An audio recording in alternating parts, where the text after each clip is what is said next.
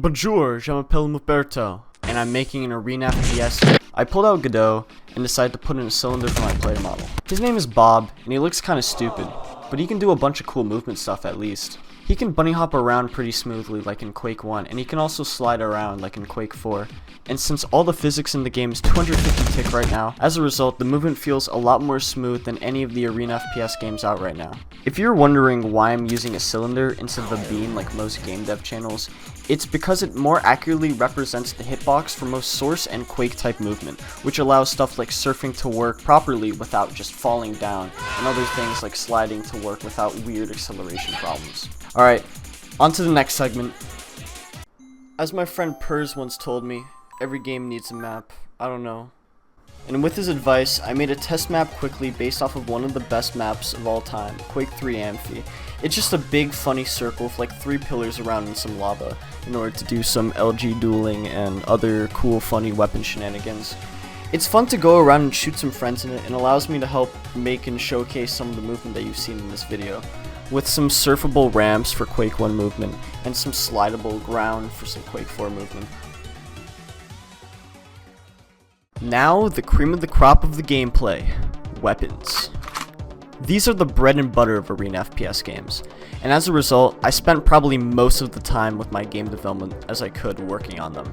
The 3 most important weapons in most Quake games are the Holy Trinity, consisting of the rocket launcher, the lightning gun, and the railgun, to match close range, medium range, and long range respectively. The first weapon I started to work on was the rocket launcher. I coded this weapon to work exactly the same way as you'd expect it to work in Quake and even like Team Fortress, in which that you can just shoot a big rocket, and if you shoot at the ground it knocks you back far and deals some damage, and when you shoot it at people it deals some splash damage if it hits around them, or even a direct, and you can hit them up in the air. This is probably one of my favorite things to do with the rocket launcher, and here's some cool clips I hit of me doing this exact thing of just bouncing people around and killing them that way. The next cool weapon I made is the lightning gun, probably the only gun in the Quake community that has a community dedicated to aiming with it as accurately as possible, and as a result I had to put a lot of effort into making this. When coding it, it's just a small and long cylinder that is made to deal damage once it touches the enemy guy, allowing for some high skill of gameplay ever made in a video game. The last weapon I made for this devlog is the railgun, a simple hit scan point and click weapon with, at the moment, an incorrectly centered tracer that deals like 100 damage.